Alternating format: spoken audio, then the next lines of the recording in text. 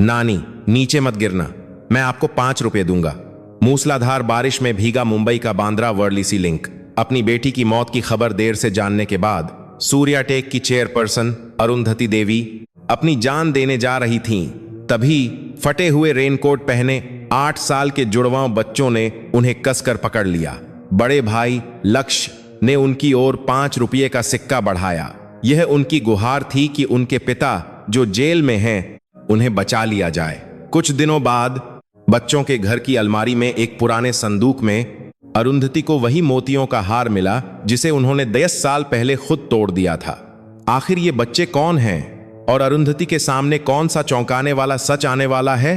कहानी शुरू करने से पहले कृपया सब्सक्राइब और लाइक करके हमारा साथ दें। वह मुंबई की अब तक की सबसे भयानक बारिश वाली रात थी। बांद्रा वर्ली सी लिंक के बीचों बीच तेज हवाओं के थपेड़ों के बीच रेलिंग पर एक महिला खड़ी थी। सूर्याटेक की चेयरपर्सन अरुंधति देवी, 60 साल की उम्र में भी जिन्होंने कभी अपनी कमर नहीं झुकाई थी, आज वह पूरी तरह से झुकी हुई थीं। अरुंधति ने अपने दोनों हाथों से ठंडी लोहे की रेलिंग को पकड़ रखा था और नीचे देख रही थीं।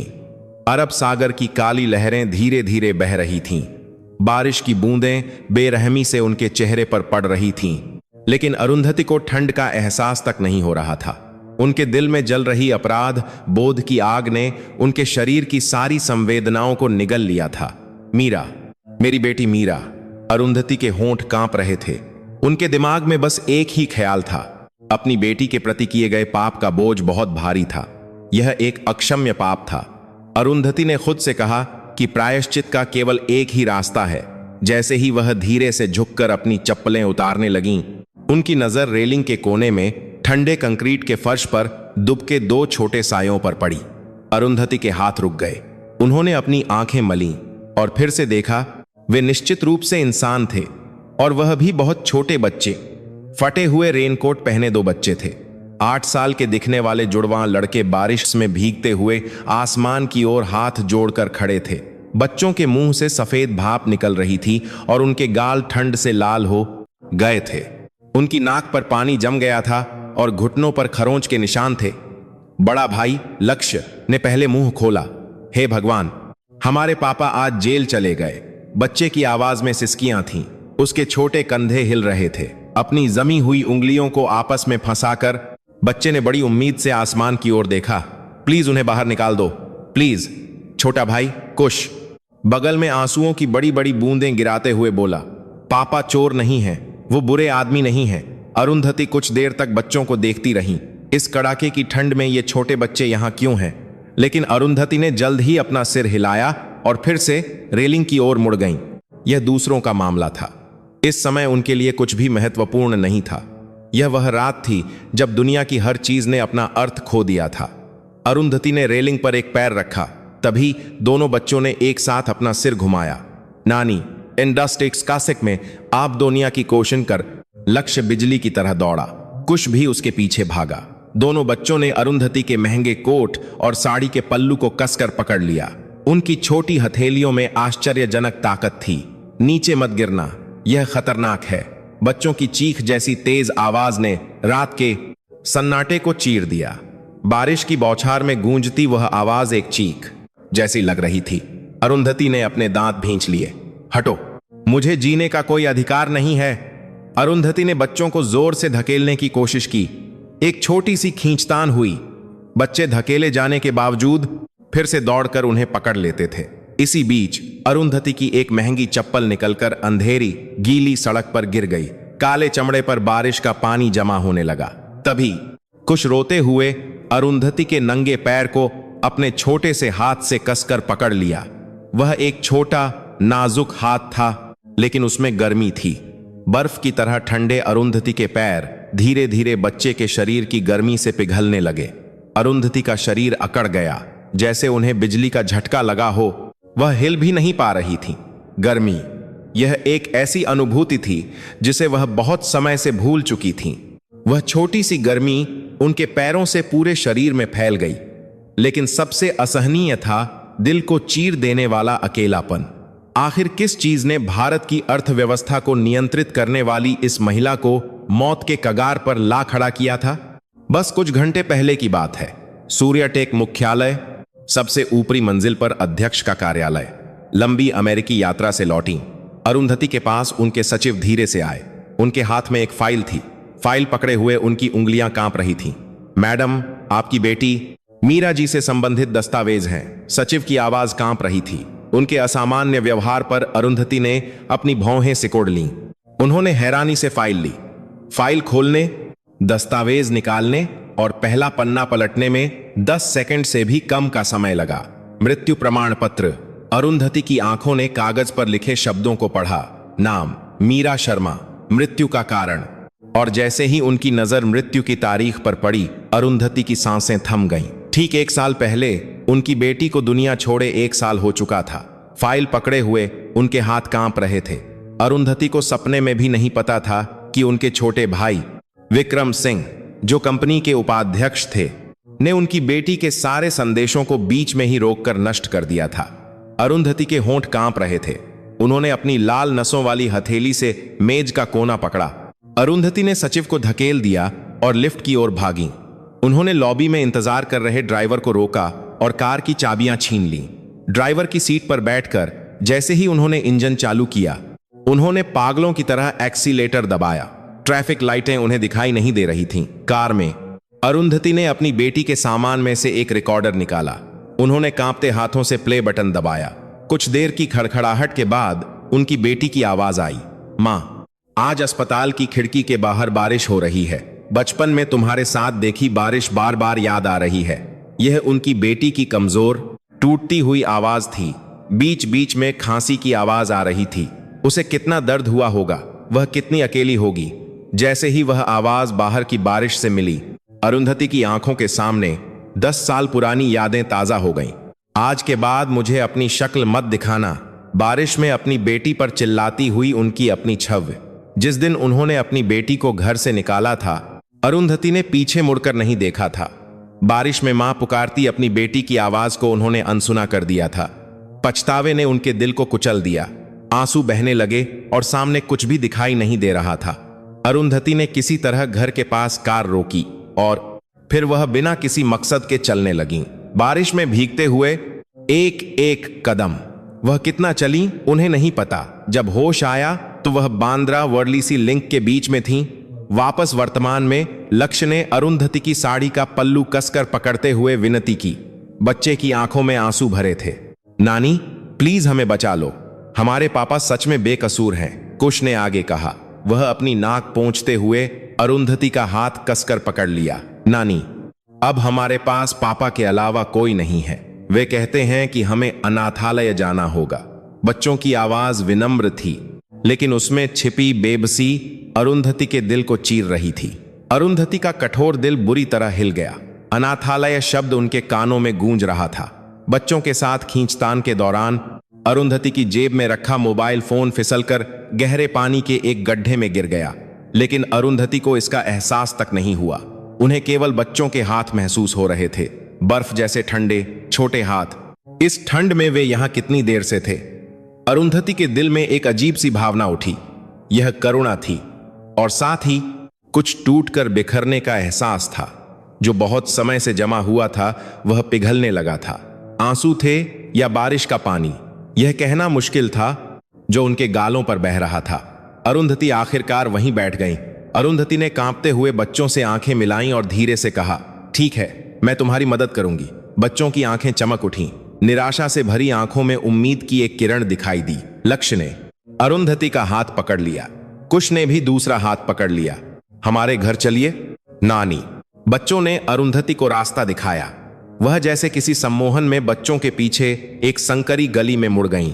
बारिश की बौछार में तीनों की परछाइयां धीरे धीरे गायब हो गईं। पीछे छूटी हुई महंगी चप्पल पर बारिश का पानी तेजी से जमा हो रहा था, जैसे कि दुनिया से अरुंधति देवी का नामो निशान मिटा देना चाहता हो। उस रात अरुंधति ने अनजाने में अपनी किस्मत की ओर पहला कदम बढ़ा दिया था। अगली सुबह सूर्याटेक मुख्यालय में हड़कंप मच गया। चेयरपर्सन ऑफिस नहीं आई थी। सचिव के ऑफिस से दर्जनों फोन किए गए, लेकिन अरुंधति का मोबाइल बंद था। वह घर पर भी नहीं थी। ड्राइवर ने गवाही दी कि पिछली रात मैडम खुद कार चलाकर गई थीं। पुलिस को बांद्रा वर्ली सी लिंक के पास अरुंधति का मोबाइल और एक चप्पल मिली। घटना स्थल का निरीक्षण करने के बाद एक पुलिस इंस्पेक्टर ने सिर हिलाते हुए आह भरी, यह आत्महत्या का मामला लग रहा है, हम तलाशी अभियान शुरू करेंगे। गोताखोर ठंडे समुद्र के पानी में उतर गए और हेलीकॉप्टर आसमान में चक्कर लगाने लगे, लेकिन अंत में शव नहीं मिला। सूर्याटेक मुख्यालय सबसे ऊपरी मंजिल पर विक्रम सिंह अपने कार्यालय की खिड़की पर खड़े होकर दूर समुद्र की ओर देख रहे थे। उनके चेहरे पर दुख का भाव था, लेकिन यह भाव ज्यादा देर नहीं टिका। उनके होठों पर एक कुटिल मुस्कान आ गई। दीदी, आप चिंता मत करो और शांति से जाओ, विक्रम ने खुद से कहा। उन्होंने खिड़की में अपने चेहरे को देखते हुए संतोष की सांस ली। मीडिया ने तुरंत ब्रेकिंग न्यूज चलाना शुरू कर दिया। सूर्याटेक की चेयरपर्सन अरुंधति देवी ने बेटी की मौत के गम में समुद्र में लगाई छलांग, आत्महत्या की आशंका। हर चैनल पर एंकर गंभीर चेहरे के साथ खबर दे रहे थे। शेयर बाजार में उथल पुथल मच गई। सूर्याटेक के शेयर गिरने लगे। दुनिया ने अरुंधति की मौत को एक सच्चाई मान लिया था। उसी समय सीलिंग के नीचे एक पुरानी चौल का एक जर्जर कमरा। अरुंधति ने सख्त फर्श पर आंखें खोलीं। उनकी पीठ में दर्द हो रहा था। सीलन की तीखी गंध से उनका चेहरा सिकुड़ गया। उन्होंने उठने की कोशिश की, लेकिन उनका पूरा शरीर ऐसे दुख रहा था जैसे किसी ने पीटा हो। उनके सामने का दृश्य अपरिचित था। पीली पड़ चुकी दीवारें, जगह जगह फफूंद लगी छत, चरमराता हुआ पुराना फर्नीचर, खिड़की की दरारों से ठंडी हवा आ रही थी। अरुंधति ने हैरान होकर चारों ओर देखा। यह सपना था या हकीकत, वह समझ नहीं पा रही थी। नानी, आप उठ गईं? एक छोटी सी आवाज आई। लक्ष्य और कुश एक पुरानी सी तिपाई पर पानी का गिलास रखकर चिंता से अरुंधति को देख रहे थे।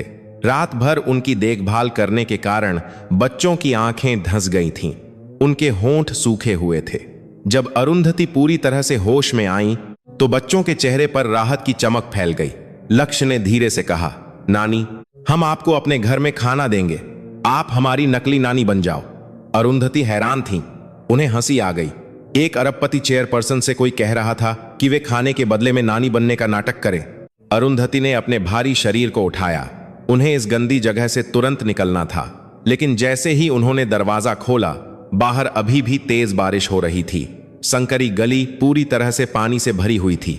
उनके पास न तो मोबाइल था, न बटुआ और न ही एक चप्पल। उनके पैर ठंड से सुन्न हो गए थे और अरुंधति चौखट पर खड़ी रह गईं। तभी किसी ने जोर जोर से दरवाजा खटखटाया। कोई है? हम बाल कल्याण विभाग से हैं। बच्चों के चेहरे का रंग उड़ गया। दोनों बच्चे एक दूसरे से लिपट गए।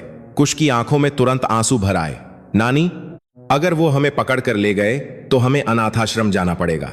लक्ष्य ने अरुंधति की साड़ी का पल्लू पकड़ लिया। उसकी छोटी हथेली में बहुत ताकत थी। प्लीज नानी, प्लीज। दरवाजे का हैंडल हिला। बाहर से कोई दरवाजा खोलने की कोशिश कर रहा था। अरुंधति ने बच्चों के चेहरे की ओर देखा। डरी हुई आंखें। उन आंखों को देखते ही अरुंधति का दिल दहल गया।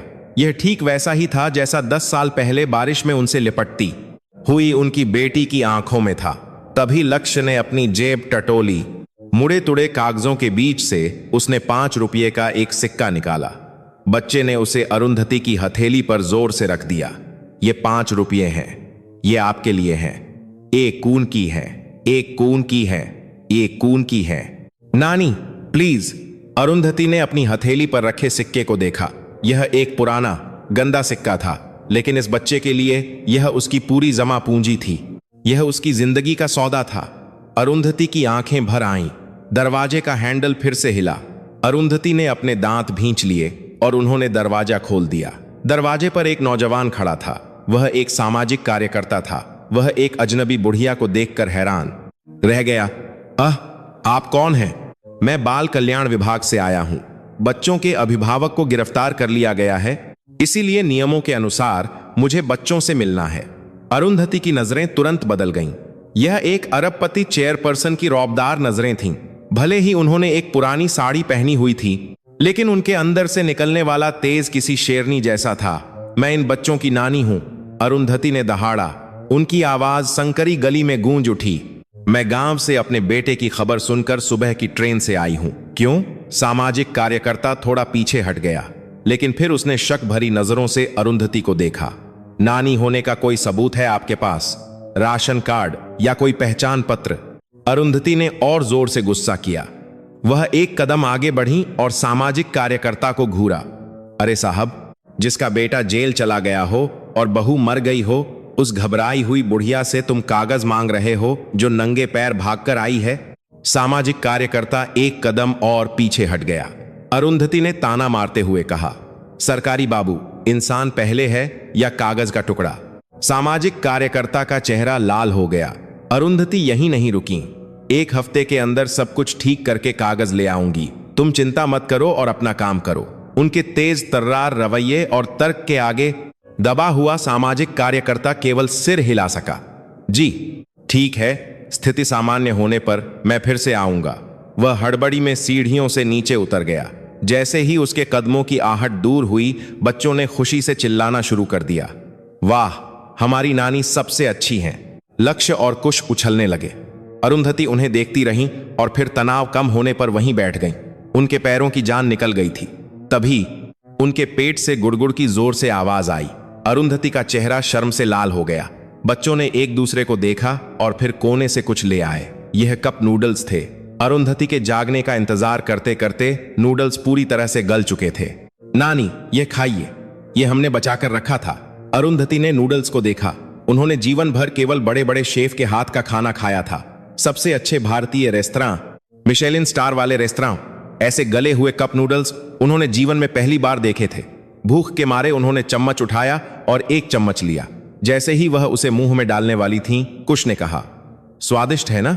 यह हमने बहुत संभाल कर रखा था, नानी के लिए तोहफा। अरुंधति का हाथ रुक गया। उनका गला भर आया। नूडल्स उनके मुंह में अजीब लग रहे थे। वह उसे निगल नहीं पा रही थीं।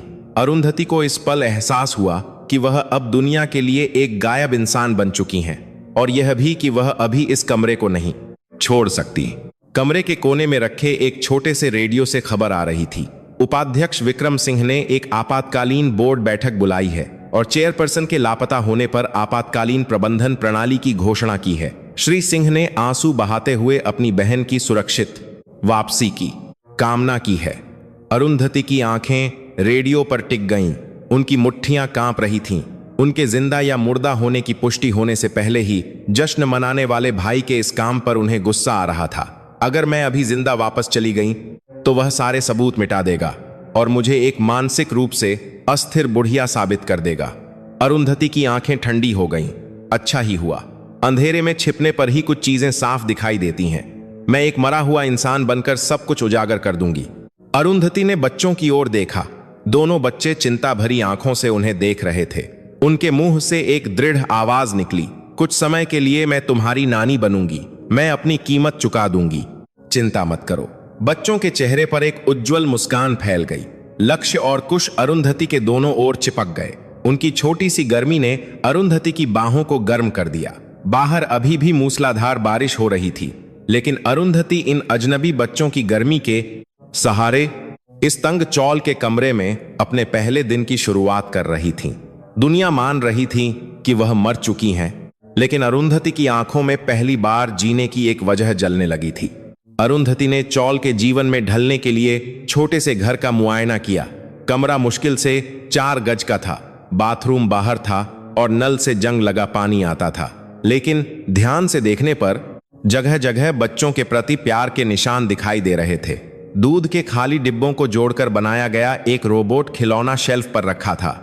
डिलीवरी के डिब्बों से बनी एक छोटी सी मेज भी थी। ये चीजें गरीबी में थीं, लेकिन उनमें एक गर्मजोशी का एहसास था। अरुंधति ने दीवारों को देखते हुए एक अजीब बात नोटिस की। कोई भी तस्वीर नहीं थी। दीवारें बहुत सूनी थीं। आमतौर पर जिस घर में बच्चे होते हैं वहां कम से कम एक पारिवारिक तस्वीर तो होती है, लेकिन इस घर में ऐसा कुछ भी नहीं था। एक बात बताओ, तुम्हारी मां की कोई तस्वीर नहीं है? अरुंधति ने धीरे से पूछा। लक्ष्य का चेहरा तुरंत उदास हो गया। बच्चे ने सिर झुका लिया और केवल फर्श को देखता रहा। पापा ने सब छिपा दिया। कुछ सिसकते हुए बोला। उसकी नाक लाल हो गई थी, क्योंकि हम मां की तस्वीर देखते ही उनकी याद में रात भर रोते थे, इसलिए पापा ने उन्हें कहीं छिपा दिया। अरुंधति का दिल भारी हो गया। उन्हें उस आदमी की छवि दिखाई दे रही थी जो अपने बच्चों से बेहद प्यार करता था, लेकिन अपनी पत्नी को खोने के दुख को सहन नहीं कर पा रहा था और उसकी तस्वीर तक का सामना नहीं कर सकता था। खाने की तैयारी के लिए वह रसोई की ओर गईं। पुराना कैबिनेट खोलने पर एक डिब्बा दिखाई दिया। यह खीर का डिब्बा था। ढक्कन खोलते ही एक अजीब सी महक उनकी नाक से टकराई। यह पुरानी, थोड़ी खट्टी हो चुकी खीर थी, लेकिन इसमें एक अजीब सी जानी पहचानी खुशबू थी जो उनके दिल को छू रही थी। अरुंधति ने जैसे किसी सम्मोहन में चम्मच से थोड़ी खीर निकाली और मुंह में डाली। पल भर में अरुंधति की आंखें फैल गईं। उनकी जीभ पर जो स्वाद आया वह साधारण खीर का नहीं था। केसर और पिस्ता को पीसकर मिलाई गई एक मुलायम मिठास, दूध में घुली एक गहरी और ताजगी भरी खुशबू। यह बाजार में मिलने वाली खीर नहीं थी। यह 30 साल पहले गुजर चुकी उनकी मां का और खुद अरुंधति का वो गुप्त नुस्खा था जो उन्होंने शादी से पहले अपनी बेटी मीरा को केवल एक बार सिखाया था। मां, जब मैं शादी के बाद खीर बनाऊंगी तो तुम जरूर चखना, ठीक है? 10 साल पहले हंसती हुई उनकी बेटी की आवाज उनके कानों में गूंजी। अरुंधति के हाथ से चम्मच गिर गया। नहीं, यह नहीं हो सकता। अरुंधति ने जोर से सिर हिलाया। उनका दिल जोर जोर से धड़क रहा था। नहीं, मैं अपनी बेटी को इतना याद कर रही हूं कि पागल हो गई हूं। मेरे स्वाद की इंद्रियां भी धोखा खा रही हैं। अरुंधति ने जबरदस्ती इस बात को नकारा। उन्होंने खुद को समझाया कि संयोग से किसी ऐसी महिला के हाथ का स्वाद एक जैसा होगा जो इन बच्चों की मां थी। दुनिया में एक जैसे स्वाद तो हो ही सकते हैं, क्योंकि अगर यह खीर सच में वही थी तो उन्हें जिस सच्चाई का सामना करना पड़ेगा वह बहुत भारी होगी, और वह डर रही थीं। अरुंधति ने कांपते हाथों से जल्दी से खीर के डिब्बे का ढक्कन बंद कर दिया, लेकिन कमरे में फैली वह दर्द भरी खुशबू गायब नहीं हुई और अरुंधति का गला घोंटने लगी। आंसू पोंछकर जब वह मुड़ी तो बच्चे कपड़े पहन रहे थे। वे बाहर जाने की तैयारी कर रहे थे। नानी, हमें पैसे कमाने जाना है, लक्ष्य ने अपना पुराना रेनकोट पहनते हुए कहा। पापा की मदद के लिए किसी को ढूंढना है। अरुंधति हैरान थीं। 8 साल के बच्चे घर चला रहे थे, लेकिन वह उन्हें अकेले नहीं भेज सकती थीं। इसलिए उन्होंने भी अपना कोट पहना और उनके पीछे चल दी। बच्चों ने अपने शरीर जितने बड़े एक पुराने ठेले को बड़ी आसानी से खींचा। अरुंधति पीछे से धक्का दे रही थीं। उन्होंने जीवन भर ड्राइवर द्वारा चलाई जाने वाली सबसे महंगी सेडान की पिछली सीट से ही दुनिया देखी थी। ठेले के पीछे से गली का नजारा बहुत दयनीय था। कूड़े की बदबू आ रही थी और खड़ी चढ़ाई पर उनकी सांसें फूल रही थीं। मोहल्ले के लोग बातें बना रहे थे। अरे बेचारे बच्चे, मां मर गई, बाप जेल चला गया, भगवान भी क्या क्या दिखाता है। लेकिन बच्चों ने परवाह नहीं की और खाली बोतलें और गत्ते उठाते रहे। उनके दोनों हाथ काले पड़ गए थे, लेकिन उनकी आंखों में सितारों जैसी चमक थी। चढ़ाई पर चढ़ते समय अरुंधति बारिश के पानी में फिसल गईं और गिर पड़ी। नानी, बच्चे घबराकर दौड़े आए। उन्होंने अपने छोटे छोटे हाथों से अरुंधति के कपड़ों से कीचड़ साफ किया और रोने लगे। आप ठीक हैं? ज्यादा दर्द तो नहीं हो रहा? अपने लिए चिंतित बच्चों की साफ आंखों को देखकर अरुंधति शर्म से सिर नहीं उठा पा रही थीं। भारत की सबसे बड़ी कंपनी की चेयरपर्सन आज छोटे छोटे बच्चों के सहारे उठ रही थीं। इन नन्हे मुन्नों का क्या कसूर है? उनके दिल में एक दर्द उठा। कबाड़ी की दुकान पर पहुंचकर आधे दिन की मेहनत के बाद उन्हें सिर्फ 30 रुपये मिले। 10-10 रुपये के 3 मुड़े तुड़े नोट पाकर बच्चे ऐसे खुश हुए जैसे उन्हें पूरी दुनिया मिल गई हो। वाह, इससे हम वकील से मिल सकते हैं, बस थोड़े और पैसे जमा करने हैं। अरुंधति ने बच्चों द्वारा दिए गए 30 रुपये को हैरानी से देखा। यह इतने कम पैसे थे कि वह होटल में पार्किंग टिप के तौर पर भी नहीं देती थीं। लेकिन इन बच्चों के लिए यह कोई छोटी रकम नहीं थी। यह उनके बेकसूर पिता को बचाने की एकमात्र उम्मीद और बच्चों की खून पसीने की कमाई थी। मैंने जीवन भर करोड़ों रुपये संभाले, लेकिन कभी भी पैसों को इतना कीमती नहीं समझा। अरुंधति ने अपने गले तक आई यह बात निगल ली कि इन पैसों से कुछ नहीं होगा। इसके बजाय उन्होंने बच्चों के ठंडे हाथों को कसकर पकड़ लिया। घर लौटते समय मोहल्ले के एक टीवी स्क्रीन पर खबर चल रही थी। सूर्याटेक की तकनीक चुराने की कोशिश करने वाले सहयोगी कंपनी के सीईओ गिरफ्तार। स्क्रीन पर धुंधली की गई रोहन शर्मा की तस्वीर और औद्योगिक जासूस लिखा हुआ था। झूठ, हमारे पापा बुरे आदमी नहीं हैं। बच्चे सड़क पर पैर पटक पटक कर रोने लगे। आते जाते लोगों की ठंडी निगाहें उन पर तीर की तरह चुभ रही थीं। अरुंधति ने बच्चों को गले से लगा लिया और गहराई से महसूस किया कि इस मामले के केंद्र में उनकी अपनी कंपनी सूर्याटेक डाक है। चिंता मत करो, अगर तुम्हारे पापा बेकसूर हैं तो यह नानी सच सामने लाकर रहेगी। रात गहरी हो गई, बच्चे थककर सो गए, लेकिन अरुंधति सो नहीं पाई। उनकी नजर कमरे के कोने में रखी एक पुरानी अलमारी पर गई, वही जगह जहां बच्चों ने कहा था कि पापा ने मां की यादें छिपा रखी हैं। अरुंधति जैसे किसी सम्मोहन में अलमारी के पास गईं। उन्होंने कांपते हुए हाथ से हैंडल पकड़ा, लेकिन वह उसे खोल नहीं पा रही थी। उन्हें एक अजीब सा डर था कि इस दरवाजे को खोलने पर कोई ऐसी सच्चाई सामने आ जाएगी जिसे वह सहन नहीं कर पाएंगी। उसी समय सूर्याटेक के उपाध्यक्ष के कार्यालय में विक्रम अपनी चमड़े की कुर्सी पर बैठे सचिव की रिपोर्ट सुन रहे थे। रोहन शर्मा जेल में कुछ भी नहीं बोल रहा है। विक्रम के होठों पर एक ठंडी मुस्कान फैल गई। उन्होंने अपनी उंगली से मेज पर थपथपाते हुए निर्देश दिया, मुलाकात पर कड़ी नजर रखो, कोई फालतू बात बाहर नहीं जानी चाहिए। सचिव सिर झुकाकर चला गया। विक्रम ने खिड़की के बाहर रात के नजारे को देखते हुए वाइन का गिलास उठाया। उनकी लंबी परछाई फर्श पर पड़ रही थी। चौल की अलमारी में सोई हुई सच्चाई और उसे हमेशा के लिए दफनाने की कोशिश करने वाला व्यक्ति, दोनों दुनियाएं अभी भी एक दूसरे के अस्तित्व से अनजान एक ही रात के आसमान के नीचे सांसें ले रही थीं। अगले दिन सुबह बच्चे खाली बोतलें इकट्ठा करने के लिए जल्दी घर से निकल गए। अरुंधति ने दरवाजे पर खड़े होकर उन्हें हाथ हिलाकर विदा किया। जब तक उनकी छोटी सी पीठ गली के अंत में गायब नहीं हो गई, वह देखती रहीं और फिर अरुंधति चौल में अकेली रह गईं। कमरा शांत होने पर उनकी नजर कोने की ओर गई। पुरानी अलमारी के ऊपर रखा एक टूटा हुआ मिट्टी का गुल्लक, जिसे बच्चे वकील की फीस वाला गुल्लक कहते थे। अरुंधति ने धीरे से ढक्कन खोला। उसके अंदर कुछ मुड़े तोड़े नोट और 1, 2 और 5 रुपये के सिक्के थे। उन्होंने उंगली से गिना, कुल मिलाकर लगभग 80 रुपये थे। अरुंधति ने 5 रुपये का एक सिक्का उठाया। उन्हें लगा कि इस पैसे को खर्च करने का मतलब इन बच्चों की उम्मीद चुराना होगा। गुल्लक के नीचे कुछ रखा हुआ था। यह एक कागज का टुकड़ा था। उसे निकालकर खोला तो उस पर एक बच्चे की टेढ़ी मेढ़ी लिखावट थी।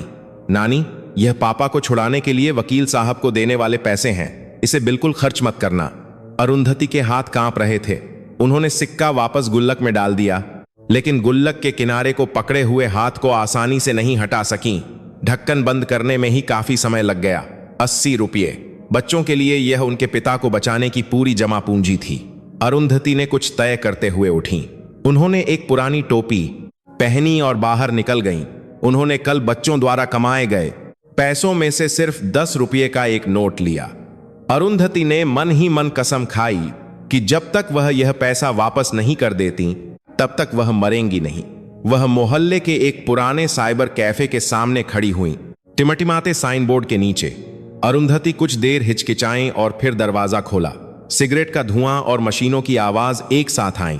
वह जीवन में पहली बार ऐसी जगह आई थी। काउंटर पर बैठा लड़का उन्हें हैरानी से देख रहा था, लेकिन अरुंधति ने उसे अनदेखा कर दिया।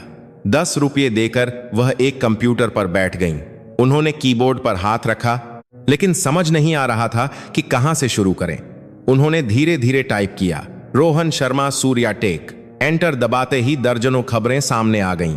सहयोगी कंपनी के सीईओ रोहन शर्मा ने सूर्याटेक की तकनीक चुराकर चीन को बेचने की कोशिश की, गिरफ्तार।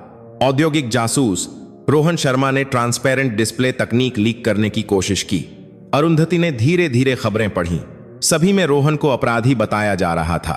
फिर अरुंधति ने सिर हिलाया। चुराई गई तकनीक को ट्रांसपेरेंट डिस्प्ले बताया गया था। Transparent display. अरुंधति इस नाम को अच्छी तरह जानती थी। कुछ महीने पहले ही सूर्याटेक के रिसर्च लैब से रिपोर्ट मिली थी कि यह तकनीक अभी भी आंतरिक समीक्षा के चरण में है। उन्होंने कहा था कि विकास तो दूर, इसका डिजाइन भी पूरा नहीं हुआ है। जो चीज हमारी कंपनी अभी तक नहीं बना पाई, उसे इस गरीब नौजवान ने अकेले बना लिया। लेकिन जो बना ही नहीं, उसे कोई कैसे चुरा सकता है? यह बात समझ से परे थी। अरुंधति की भौहें सिकुड़ गईं। उन्हें लगा कि असल में तकनीक रोहन से छीनी गई है। तभी साइबर कैफे की दीवार पर लगे टीवी पर एक जाना पहचाना चेहरा दिखाई दिया। यह उपाध्यक्ष विक्रम सिंह थे। उन्होंने एक शानदार काला सूट पहना था और कैमरे के सामने खड़े थे। मैं अपनी दिवंगत चेयरपर्सन की इच्छा को पूरा करते हुए तकनीक चोरी के अपराध को सख्ती से निपटाऊंगा। विक्रम की आवाज दृढ़ थी और उनका चेहरा गंभीर था। वह ऐसे लग रहे थे जैसे वह न्याय के प्रतीक हों। अरुंधति की मुट्ठी अपने आप भींच गई। उन्हें गुस्सा आ रहा था। यह घिनौना झूठ। साइबर कैफे से निकलकर चौल की ओर लौटते समय गली के मोड़ पर उन्हें एक जानी पहचानी पीठ दिखाई दी। बच्चे मोहल्ले के पुलिस स्टेशन के सामने घूम रहे थे। यह लक्ष्य और कुश थे। अरुंधति जल्दी से एक खंभे के पीछे छिप गईं। बच्चे अपने दोनों हाथों में सिक्कों का एक भारी थैला लिए पुलिस स्टेशन का दरवाजा खटखटा रहे थे। कुछ देर बाद एक पुलिस वाला बाहर आया। वह एक मोटे अधेड़ उम्र का आदमी था। बच्चों की बात सुनकर उसने एक अजीब सा चेहरा बनाया। उसने सिर खुजलाते हुए आह भरी। अरे बच्चों, मैंने कहा ना कि पापा को बचाने के लिए वकील करना होगा और इन पैसों से कुछ नहीं होगा। लक्ष्य का चेहरा उतर गया। वह पीछे हटने लगा।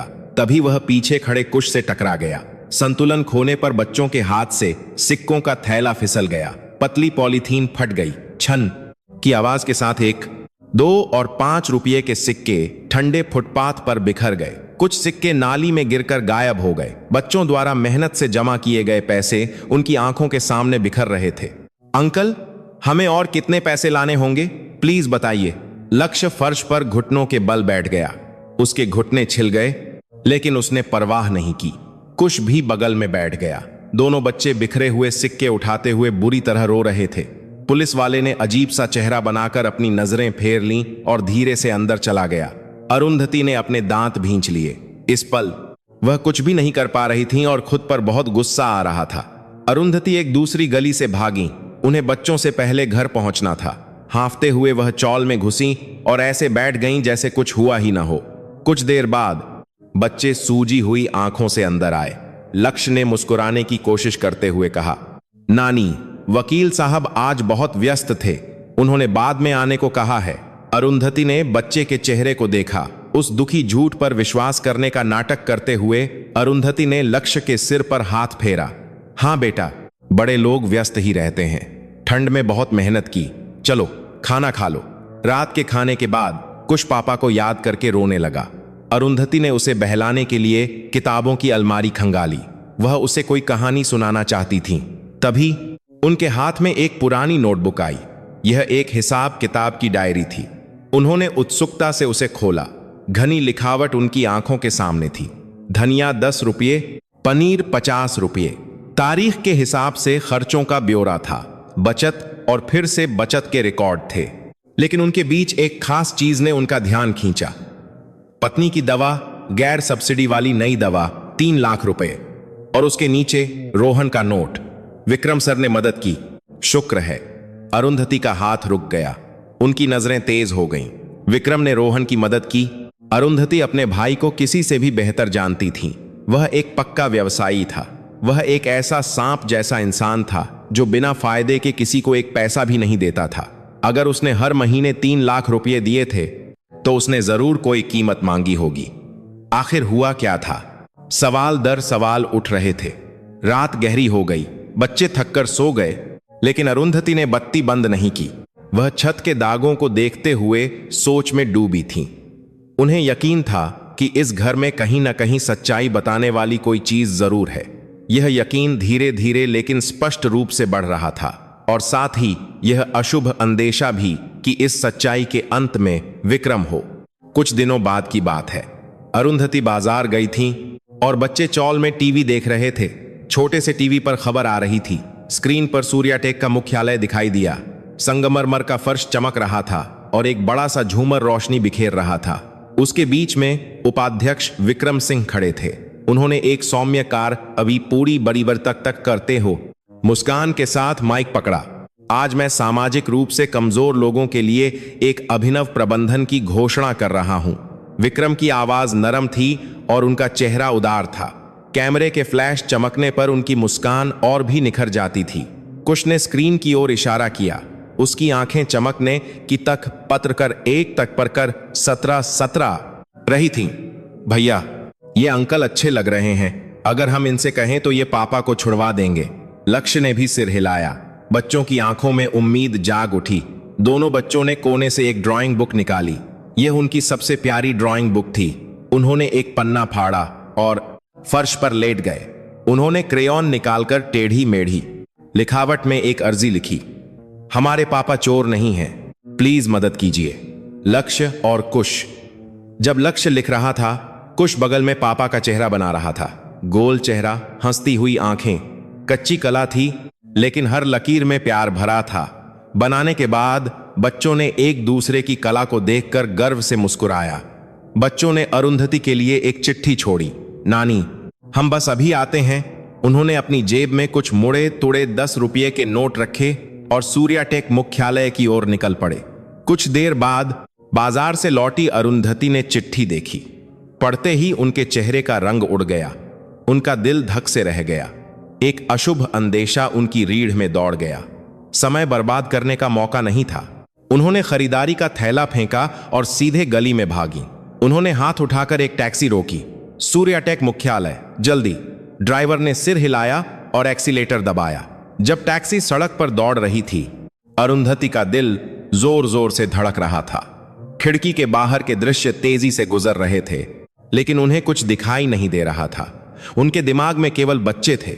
भगवान करे कुछ न हुआ हो। सूर्याटेक मुख्यालय के सामने घोषणा समारोह के कारण भीड़ थी।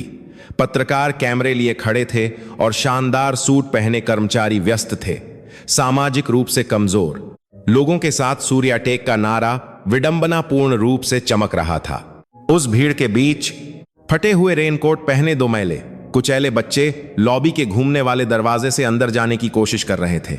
मजबूत सुरक्षा गार्डों ने उनका रास्ता रोक लिया। हमें उपाध्यक्ष अंकल से मिलना है, हमें कुछ कहना है, लक्ष्य ने बेबसी से चिल्लाया। कुश भी बगल में हाथ जोड़कर विनती कर रहा था, लेकिन सुरक्षा गार्डों ने बच्चों को भिखारी समझकर धकेल दिया। ओए लड़कों, यह कोई खेल का मैदान नहीं है। तभी सुरक्षा टीम का प्रमुख आया। टीम लीडर श्री पाठक, अरुंधति उसे अच्छी तरह से जानती थीं। चेयरपर्सन के तौर पर उन्होंने उसे सबसे ईमानदार और विनम्र कर्मचारी बताते हुए खुद सम्मानित किया था। लेकिन अरुंधति ने श्री पाठक का जो असली चेहरा देखा, वह चौंकाने वाला था। वह पत्रकारों की नजरों से बचने के लिए अपने चेहरे पर एक दोस्ताना मुस्कान बनाए हुए था, लेकिन बच्चों को पकड़े हुए उसके हाथ में बहुत ताकत थी और वह उन्हें कोने में घसीट रहा था। और फिर उसने धीमी आवाज में सांप की तरह फुसफुसाया, यह तुम जैसे बच्चों के आने की जगह नहीं है, तुरंत यहां से निकल जाओ। अरुंधति का दिल टूट गया। जिस कर्मचारी पर उन्होंने भरोसा किया और पुरस्कार दिया, वह कमजोरों के सामने इतना नीच इंसान था। मैंने लोगों को पहचानने में गलती की। मैंने ऐसे लोगों को अधिकार दिया। सुरक्षा गार्डों ने बच्चों को जोर से धकेला। लक्ष्य अपना संतुलन खो बैठा और संगमरमर के फर्श पर गिर गया। कुछ भी उसके साथ गिर गया। बच्चों के हाथ में जो ड्राइंग बुक थी, वह फर्श पर गिर गई। श्री पाठक ने उसे देखा। बच्चों द्वारा प्यार से लिखे गए शब्द, प्यार से बनाया गया पापा का चेहरा। उसने हंसते हुए उसे देखा और फिर उसने अपने चमकते हुए जूते की नोक से ड्राइंग बुक को ठोकर मार दी। कहां से यह कचरा उठाकर ले आए? सफेद कागज पर एक काला जूते का निशान छप गया। कुश चीखते हुए रोने लगा। तभी लिफ्ट से विक्रम नीचे आते हुए दिखाई दिए। अरुंधति ने जल्दी से अपनी टोपी नीचे की ओर एक खंभे के पीछे छिप गईं। पत्रकार विक्रम के पास दौड़ पड़े। फ्लैश लगातार चमक रहे थे। विक्रम ने एक शानदार मुस्कान के साथ हाथ हिलाया। फिर उन्होंने फर्श पर रोते हुए बच्चों और रौंदी हुई ड्राइंग बुक को देखा। एक पल के लिए विक्रम की भौहें सिकुड़ गईं। उन्होंने श्री पाठक के पास जाकर धीरे से फुसफुसाया, कचरा ऐसी जगह फेंकना चाहिए जहां कोई न देखे। लॉबी में क्यों? अरुंधति ने यह बात साफ साफ सुनी। उन्हें लगा जैसे उनका दिल रुक गया हो। उनके भाई के मुंह से निकला कचरा शब्द। यह बच्चों की भावनाओं से भरी ड्राइंग बुक के लिए था। जैसे ही विक्रम चला गया, अरुंधति सुरक्षा गार्डों की नजरों से बचकर गिरे हुए बच्चों के पास भागी। लक्ष्य, कुश। अरुंधति ने बच्चों को गले से लगा लिया। उन्होंने उनके गंदे कपड़ों को साफ किया। बच्चे गंदी ड्राइंग बुक उठाते हुए बुरी तरह रो रहे थे। अंकल ने हमारी बात नहीं सुनी। उन्होंने पापा के चेहरे पर भी पैर रख दिया। कुश जूते के निशान वाली ड्राइंग बुक को गले से लगाकर रो रहा था। अरुंधति ने वह कागज लिया। उस पर छपा साफ काला निशान। यह अरुंधति के दिल पर लगे एक दाग जैसा था। मेरी कंपनी, मेरा भाई बेकसूर बच्चों को रौंद रहे हैं। अरुंधति की आंखों से गर्म आंसू बहने लगे। यह गुस्सा और गहरा पश्चाताप था। अरुंधति बच्चों को लेकर पास के एक पार्क की बेंच पर गईं। उन्होंने दवा की दुकान से खरीदा हुआ बैंडेज उनके छिले हुए घुटनों पर लगाया। बच्चों ने सिर झुका लिया। नानी, बिना बताए जाने के लिए माफ कर दीजिए, हमने गलती की। कुश भी नाक सिकोड़ते हुए बोला। हम तो पापा की मदद करना चाहते थे, माफ कर दीजिए। अरुंधति ने सिर हिलाते हुए बच्चों को गले से लगा लिया। नहीं, तुम्हारी कोई गलती नहीं है। हम बड़े लोग माफी मांगते हैं। हम बेवकूफ बड़े लोग जो पैसों को ताकत समझते हैं और इंसान की कद्र नहीं करते, सच में माफी मांगते हैं। अरुंधति की नजरें दूर दिख रही सूर्याटेक की इमारत पर गईं। सूरज ढल रहा था और खिड़कियों पर लाल रोशनी चमक रही थी। जीवन भर की मेहनत से बनाया गया वह टॉवर अब वह दुश्मन का किला बन गया था जिसे तोड़ना था। घर लौटते समय बस में थके हुए बच्चों के जारा पर साल कर बनाया। सिरों को अपने कंधे पर रखकर अरुंधति ने अपनी जेब से मुड़ी तुड़ी ड्राइंग बुक निकाली। बस अंधेरे में दौड़ रही थी। अरुंधति की आंखें अब एक साधारण नानी की नहीं थीं। यह हर कीमत पर रक्षा करने का संकल्प था।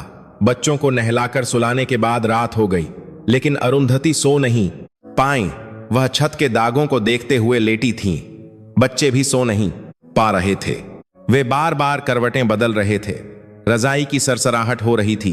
कमरे की हवा भारी हो गई थी। खिड़की के बाहर केवल हवा की उदास आवाज आ रही थी। दिन में जो हुआ था उसने सबके दिलों पर गहरा घाव छोड़ा था। काफी देर करवटें बदलने के बाद कुश ने जैसे तय कर लिया हो मुंह खोला। उसकी आवाज धीमी थी लेकिन अंधेरे में साफ सुनाई दे रही थी। भैया, अब हमें मां से ही मदद मांगनी होगी। लक्ष्य उठकर बैठ गया। उसने सिर हिलाते हुए अपने भाई को रोका। नहीं, पापा ने कहा था कि वह संदूक कभी मत खोलना। लेकिन कुश ने रजाई हटाई और उठ खड़ा हुआ। वह पुरानी अलमारी के पास गया। लक्ष्य भी आखिरकार अपने भाई के पीछे उठ खड़ा हुआ। दोनों बच्चों ने मिलकर अलमारी का दरवाजा खोला। सबसे अंदर रजाइयों के ढेर में कुछ छिपा हुआ था। बच्चों ने मिलकर उसे बाहर निकाला। यह एक पुराना कागज का संदूक था। उसके किनारे घिस गए थे और उस पर धूल जमी हुई थी। उस पर कई बार टेप लगाया गया था। यह इस बात का सबूत था कि वह बहुत समय से बंद था। एक नजर में ही पता चल रहा था कि किसी ने उसे बहुत संभाल कर रखा था। अरुंधति ने सांस रोककर यह सब देखा। उनका दिल जोर जोर से धड़क रहा था। उन्हें ऐसा लग रहा था जैसे पंडोरा का बक्सा खुल रहा हो। उन्हें नहीं पता था कि उसमें से क्या निकलेगा। संदूक का ढक्कन खुला। बच्चों ने कांपते हाथों से अंदर देखा। एक पुरानी लाल रंग की पोटली और एक उल्टी रखी हुई तस्वीर निकली। अरुंधति जैसे किसी सम्मोहन में पास गईं। उन्होंने घुटनों के बल बैठकर पोटली उठाई। कांपते हाथों से उन्होंने डोरी खोली। तभी टूटी हुई डोरी के मोती फर्श पर बिखर गए। गोल मोती लकड़ी के फर्श पर लुढ़कने लगे। कुछ दीवार के कोने तक जाकर रुक गए।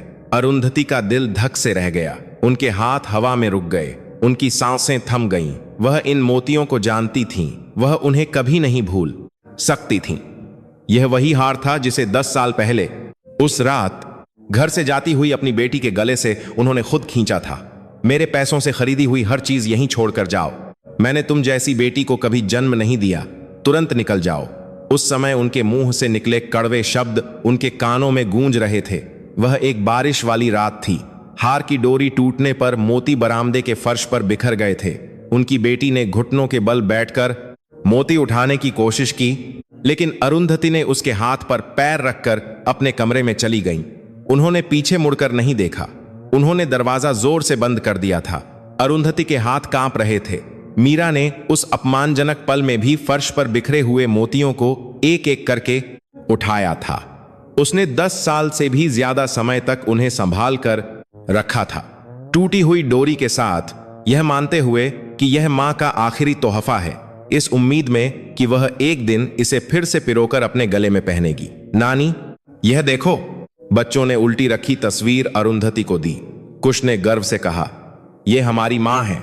सुंदर है ना? अरुंधति ने तस्वीर ली। उन्होंने तस्वीर में दिख रही महिला को देखा। तेज दवाओं के दुष्प्रभाव से उसके बाल लगभग झड़ चुके थे। उसका चेहरा सूजा हुआ था। गालों की हड्डियां उभरी हुई थीं और होंठ फटे हुए थे। वह बीमारी से लड़ते लड़ते थक चुकी थी। लेकिन उसकी आंखें उदास लेकिन साफ वही थीं। बचपन में हंसने वाली उसकी अपनी बेटी मीरा। एक दबी हुई चीख निकल गई, मीरा, मेरी मीरा। अरुंधति ने तस्वीर को सीने से लगाकर रोना शुरू कर दिया। उनके कंधे हिल रहे थे। वह तब तक रोती रहीं जब तक उनका गला नहीं बैठ गया। वह अपनी बेटी का नाम बार बार पुकारती रहीं। तुम्हें इतना दर्द हुआ, तुम इतनी अकेली थीं। वह माफी भी नहीं मांग सकीं, वह केवल रो सकती थीं। बच्चे समझ नहीं पा रहे थे कि नानी अचानक क्यों रो रही हैं। लक्ष्य ने धीरे से पूछा, नानी, आपको हमारी मां का नाम कैसे पता और आप रो क्यों रही हैं? क्या आपकी तबीयत ठीक नहीं है? अरुंधति ने बच्चों को गले से लगा लिया। वह कोई जवाब नहीं दे सकी। उनके आंसू बच्चों के कपड़ों में समा रहे थे। उन्होंने बच्चों के छोटे कंधों को कसकर पकड़ लिया। जब नानी बहुत बुरी तरह रोने लगीं, तो कुश उन्हें सांत्वना देने के लिए दीवार के पास गया। नानी, रो मत, मैं तुम्हें मां दिखाता हूं। मां को देखकर तुम्हें अच्छा लगेगा। कुश ने फफूंद लगी दीवार के पास चिपकी एक पतली सी प्लास्टिक फिल्म की ओर हाथ बढ़ाया। उसके बगल में एक छोटा सा स्विच था। कुश ने स्विच दबाया। भन की आवाज के साथ पारदर्शी फिल्म में रोशनी आ गई। एक पल के लिए अरुंधति को अपनी आंखों पर विश्वास नहीं हुआ। अंधेरे और गंदे चौल के कमरे की दीवार पर एक शानदार सुंदर रात का आसमान फैल गया। चमकते हुए तारे बरस रहे थे। आकाश गंगा बह रही थी। हरे रंग की ऑरोरा आसमान में नाच रही थी। बैंगनी गुलाबी रंग की रोशनी लहरों की तरह हिल रही थी। ऐसा लग रहा था जैसे छत में छेद हो गया हो और अंतरिक्ष दिखाई दे रहा हो। तंग और गंदा कमरा पल भर में सितारों के महल में बदल गया। रोती हुई अरुंधति का मुंह खुला रह गया। वह हैरानी से दीवार को देखती रही। उनका हाथ अपने आप दीवार की ओर बढ़ गया। उनकी उंगली ठंडी फिल्म से छुई, लेकिन उनकी आंखों में अनंत अंतरिक्ष था। यह ट्रांसपेरेंट डिस्प्ले था, वही तकनीक जिसे सूर्याटेक ने चुराया था। लक्ष्य ने गर्व से समझाया, मां को तंग कमरे में घुटन होती थी, इसलिए पापा ने यह उनके लिए बनाया था। वह बाहर नहीं जा सकती थीं, इसलिए पापा उन्हें अंतरिक्ष का तोहफा देना चाहते थे। बहुत अच्छा है ना? स्क्रीन बदल गई। एक वीडियो चलने लगा। 3 साल पहले की स्वस्थ मीरा की आवाज कमरे में गूंजी, रोहन, तुम्हारी बनाई यह खिड़की बहुत सुंदर है, धन्यवाद। वीडियो में मीरा हंस रही थी। उसके बाल घने थे और गालों पर चमक थी। उसने कैमरे की ओर हाथ हिलाया। स्क्रीन के कोने में तारीख लिखी थी, 25 दिसंबर 2022, क्रिसमस का दिन। यह सूर्याटेक द्वारा ट्रांसपेरेंट डिस्प्ले तकनीक का विकास शुरू करने से 2 साल पहले था। अरुंधति की आंखें चमक उठीं। यह सबूत था, यह साबित करने का निर्णायक सबूत कि रोहन ही असली निर्माता था। उनका दामाद चोर नहीं था, बल्कि वह पीड़ित था जिसकी तकनीक छीन ली गई थी। दामाद ने केवल अपनी बीमार पत्नी के प्यार के लिए एक चमत्कार किया था, और उनके भाई विक्रम ने केवल लालच के लिए उस चमत्कार को चुरा लिया और एक परिवार को बर्बाद कर दिया था। सुंदर ऑरोरा वीडियो के सामने अरुंधति ने अपनी बेटी की तस्वीर और मोतियों को कसकर पकड़ लिया। उन्हें अपने दामाद की प्रतिभा और उससे भी बढ़कर उसके परिवार के प्रति महान प्रेम का एहसास हुआ। उनका दिल गर्व से भर गया। अरुंधति ने अपने आंसू पोंछे। उन्होंने संदूक में रखी दूसरी चीजों को देखा। कोने से एक पुरानी नोटबुक और एक खाली दवा की शीशी मिली। उन्होंने कांपते हाथों से नोटबुक खोली। यह रोहन की रिसर्च नोटबुक थी। इसमें तकनीक का विस्तृत ब्यौरा था। हर पन्ने पर प्रतिभाशाली विचार थे। केवल इस नोटबुक से ही सूर्याटेक के सारे झूठ को उजागर किया जा सकता था। अरुंधति नोटबुक बंद करने वाली थीं, तभी उनकी नजर आखिरी पन्ने पर रखी एक छोटी दवा की शीशी पर पड़ी। एक खाली शीशी जिसका लेबल फटा हुआ था। यह एक साधारण दवा की शीशी से कुछ ज्यादा अशुभ लग रही थी। यह क्या है? अरुंधति की नजरें तेज हो गईं। उन्हें एहसास हुआ कि इस छोटे से संदूक में विक्रम को नरक भेजने और सारी सच्चाई को उजागर करने की चाबी है। अरुंधति ने अनजान बच्चों की ओर देखा। मीरा के बच्चे, उनके अपने नाती नातिन। उन्होंने चुपचाप संदूक बंद कर दिया। दीवार पर सितारों की रोशनी बुझ गई। कमरे में केवल अंधेरा और फर्श पर बिखरे कुछ मोती रह गए थे। अरुंधति ने एक एक करके मोती उठाए और वापस पोटली में डाल दिए। मेरी बच्ची, मां को माफ कर दो। इस टूटे हुए हार को मां फिर से सुंदर बना देगी। अरुंधति के हाथ में मोती ठंडे होकर चमक रहे थे। अब बाजी अरुंधति के हाथ में थी। सवाल केवल यह था कि वह इस तलवार का इस्तेमाल कैसे करेंगी। गहरी रात में चौल की बत्ती बुझने के बाद भी अरुंधति सो नहीं पाई। वह एक पुराने लैंप के नीचे बैठकर कांपते हाथों से रोहन की रिसर्च नोटबुक के पन्ने पलटने लगीं। नोटबुक की शुरुआत में पत्नी मीरा को बचाने के लिए किए गए प्रयासों का विस्तृत ब्यौरा था। मीरा ने आज खीर खाने की इच्छा जताई। मैंने उसे बनाकर दी तो वह खुश होकर हंसी। उसकी खांसी कम हो गई है, शुक्र है। एक गरीब लेकिन एक दूसरे से बेहद प्यार करने वाले जोड़े की दिनचर्या ने अरुंधति के दिल को छू लिया। बीच में पहुंचकर अरुंधति के हाथ धीमे हो गए, क्योंकि एक पन्ने पर लाल पेन से मोटे अक्षरों में लिखा एक वाक्य उनकी आंखों में पड़ा। मामा जी ने अमेरिका से मंगवाई एक नई दवा दी। उन्होंने कहा कि यह मीरा को बचाने की एकमात्र उम्मीद है, इसलिए मैंने अपना सारा स्वाभिमान छोड़कर इसे ले लिया। लेकिन उसके नीचे रोहन के निराशाजनक रिकॉर्ड थे। दवा खाने के बाद मीरा के नाखून काले पड़ने लगे और उल्टी बढ़ गई। मैंने मामा जी से पूछा, लेकिन उन्होंने इसे ठीक होने की प्रक्रिया बताकर टाल दिया। उसके बाल झड़ने लगे और वह खून की उल्टी करने लगी। यह कोई इलाज नहीं है। एक इंजीनियर होने के नाते रोहन में सावधानी और संदेह था। उसने चुपके से एक दवा का कैप्सूल निकालकर अपने कॉलेज के एक दोस्त की केमिकल लैब में विश्लेषण के लिए भेजा था।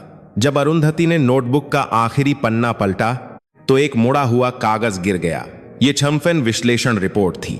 अरुंधति ने उसे उठाकर पढ़ा तो उसमें चौंकाने वाले नतीजे लिखे थे। पाए गए तत्व आर्सेनिक। अरुंधति ने अपने मुंह पर हाथ रख लिया और हैरान रह गईं। अपने बेटे को अध्यक्ष की कुर्सी पर बैठाने के लिए उसने एकमात्र उत्तराधिकारी मीरा को दवा के बहाने जहर दिया था।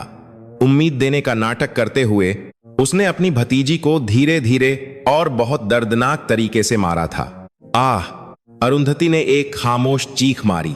वह अपना सीना पीटते हुए फर्श पर लौटने लगी। उनका सगा भाई ऐसा जानवर जैसा काम कैसे कर सकता था? नोटबुक के कोने में लिखा रोहन का आखिरी नोट अरुंधति के दिल में एक खंजर की तरह चुभ गया। यह इलाज नहीं था। विक्रम सिंह मेरी पत्नी को मार रहा था और मैं यह जाने बिना अपने ही हाथों से अपनी पत्नी को जहर देता रहा। रोहन को यह सच्चाई पता चलने पर वह विक्रम सिंह के पास गया होगा। तब उसने अपने अपराध को छिपाने के लिए रोहन पर औद्योगिक जासूसी का झूठा आरोप लगाकर उसे जेल भेज दिया। अपनी भतीजी को मारने के बाद उसने उसके पति को भी जिंदा दफन कर दिया। यह एक पाज नहीं अपराध था। अरुंधति की आंखों से खून उतर आया। दुख तुरंत एक बड़े गुस्से में बदल गया। विक्रम, तेरी हिम्मत कैसे हुई मेरी बेटी, मेरे दामाद के साथ ऐसा करने की? अरुंधति ने अपने दांत भींच लिए। उनके होठों से खून निकलने लगा, लेकिन उन्हें दर्द का एहसास तक नहीं हुआ। सुबह हो गई। अरुंधति ने पूरी रात जागकर बिताई। उन्होंने खाली जहर की शीशी, रिसर्च नोटबुक, विश्लेषण रिपोर्ट और दीवार से उतारी गई ट्रांसपेरेंट डिस्प्ले फिल्म को अपने बैग में रख लिया। ये चीजें विक्रम के लिए मौत का फरमान होंगी। सुबह होते ही बच्चे जाग गए। अरुंधति ने दृढ़ता से कहा, आज नानी तुम्हारे पापा से मिलकर आएगी। तुम लोग अच्छे से खाना खाना और घर पर रहना। नानी, आप जेल में कैसे मिलेंगी? बच्चों ने हैरान होकर पूछा। लेकिन अरुंधति ने एक फीकी मुस्कान दी। उसका भी एक तरीका है। चौल से निकलकर अरुंधति सीधे एक पब्लिक फोन बूथ पर गईं और एक फोन किया। फोन सूर्याटेक ग्रुप के कानूनी प्रमुख और उनके सबसे भरोसेमंद व्यक्ति वकील पाठक को था। मैं हूं अरुंधति देवी। फोन के दूसरी तरफ से कुर्सी गिरने की आवाज आई। वकील पाठक, जिन्हें लगा था कि उनकी चेयरपर्सन मर चुकी हैं, उनकी आवाज सुनकर हैरान रह गए और बोल नहीं पाए। चेयरपर्सन, क्या सच में आप हैं? आप जिंदा हैं? अरुंधति ने एक ठंडी आवाज में निर्देश दिया। मेरा जिंदा होना अभी एक राज है। तुरंत मुंबई सेंट्रल जेल के मुख्य द्वार पर आओ। मुझे रोहन शर्मा से मिलना है। जी। जेल? समय नहीं है, जल्दी करो। फोन काटकर अरुंधति अपनी मैली कुचैली साड़ी और पुराने रेनकोट में ही बस में चढ़ गईं। हिलती हुई बस की खिड़की से बाहर देखते हुए अरुंधति ने कसम खाई, इंतजार करो रोहन। इस नालायक सांस को बहुत देर से पता चला। अब मैं तुम्हें बाहर निकालूंगी। जेल के मुख्य द्वार पर एक शानदार सेडान कार अपनी इमरजेंसी लाइट जलाए खड़ी थी। वकील पाठक बेचैनी से टहल रहे थे। तभी उन्होंने अरुंधति को आते देखा। चेयरपर्सन। वकील पाठक अरुंधति के मैले कुचैले कपड़ों को देखकर हैरान रह गए और रोने लगे। यह क्या हाल बना रखा है आपने? आप कहां थीं? अरुंधति ने वकील पाठक को रोकते हुए दृढ़ता से कहा, अब से मैं चेयरपर्सन नहीं हूं। मैं रोहन शर्मा की मदद करने वाली एक पड़ोस की नानी के तौर पर अंदर जाऊंगी। तुम रास्ता बनाओ। चेयरपर्सन रोहन शर्मा से मिलने पर रोक है। पाठक। अरुंधति ने सिर उठाकर वकील पाठक को घूरा। भले ही उन्होंने फटे पुराने कपड़े पहने थे, लेकिन उनकी आंखें वही थीं जो भारत के व्यापार जगत पर राज करती थीं। अगर मैं कहती हूं कि यह नहीं हो सकता, तो क्या यह नहीं होगा? कानूनी प्रमुख, अपनी काबिलियत दिखाओ। वकील पाठक ने अपनी लार निगली और तुरंत कहीं फोन किया। कुछ देर बाद बंद लोहे का दरवाजा खुल गया। जेल के गार्डों ने वकील के पीछे आ रही एक साधारण बुढ़िया को देखा तक नहीं और उन्हें अंदर जाने दिया। अरुंधति की योजना काम कर गई थी। मुलाकात कक्ष की ठंडी हवा। अरुंधति शीशे की दीवार के पार एक कुर्सी पर बैठकर इंतजार कर रही थी। कुछ देर बाद दरवाजा खुला और कैदी की वर्दी पहने रोहन अंदर आया। कुछ ही दिनों में वह आधा हो गया था, लेकिन उसकी आंखों में अभी भी चमक थी। रोहन ने एक अजनबी नानी को वकील के साथ बैठा देखकर हैरानी से अपनी कुर्सी पर बैठा। दोनों की नजरें मिलीं। अरुंधति ने शीशे की दीवार पर अपनी हथेली रखते हुए 10 साल बाद अपने दामाद के चेहरे को प्यार से देखा। तो तुम थे मेरी बेटी की आखिरी सांस तक रक्षा करने वाले। शीशे की दीवार के पार एक तूफानी सच को अपने अंदर समेटे सांस और कुछ भी न जानने वाले दामाद की भाग्यशाली मुलाकात शुरू हो रही थी। रोहन एक अजनबी नानी को देखकर हैरान था और अपनी कुर्सी पर बैठ गया। कैदी की वर्दी में वह धीरे धीरे शीशे की दीवार के पास आया। उसे समझ के एक साथ नहीं आ रहा था कि एक साधारण दिखने वाली बुढ़िया उससे मिलने क्यों आई है, और वह भी एक वकील के साथ। यह और भी अजीब था। अरुंधति ने अपनी कांपती आवाज को छिपाते हुए कहा, मैं पड़ोस में रहने वाली एक नानी हूं जो बच्चों की देखभाल कर रही है। यह एक साधारण लहजा था। रोहन की आंखें एक पल के लिए चमक उठीं। बच्चों का नाम सुनते ही उसकी आंखें भर आईं। उसकी आंखों में अपनी चिंता से ज्यादा बच्चों की चिंता थी। आंटी, धन्यवाद। मेरे लक्ष्य और कुछ ठीक तो हैं? वे खाना ठीक से खा रहे हैं ना? उसकी आवाज कांप रही थी। अरुंधति ने सिर हिलाया। वह जवाब देने वाली थीं, लेकिन उनकी नजरें रोहन के चेहरे पर टिक गईं। उसका चश्मा, एक तरफ काले टेप से लिपटा हुआ एक पुराना टूटा हुआ चश्मा, लेंस पर भी बारीक दरारें थीं। अरुंधति का दिल धक से रह गया। वह दिन 10 साल पहले जब उनका दामाद उनकी बेटी को ले जाने आया था, तो उन्होंने उस पर चिल्लाया था, एक मूसलाधार बारिश वाली रात, तुम्हारी यहां आने की हिम्मत कैसे हुई? अरुंधति ने रोहन को जोर से धकेला था। रोहन सीढ़ियों से गिर गया था और उसका चश्मा टूट गया था। फर्श पर गिरा चश्मा बारिश में भीग गया था। फिर भी रोहन उठकर घुटनों के बल बैठ गया और उनसे इजाजत मांगी।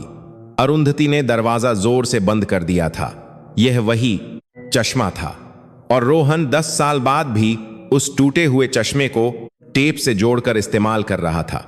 उसके पास नया चश्मा खरीदने के पैसे नहीं थे। उसकी अपनी आंखों से ज्यादा उसकी पत्नी की दवा की कीमत थी, इसलिए उसने अपना स्वाभिमान छोड़कर जीना सीख लिया था।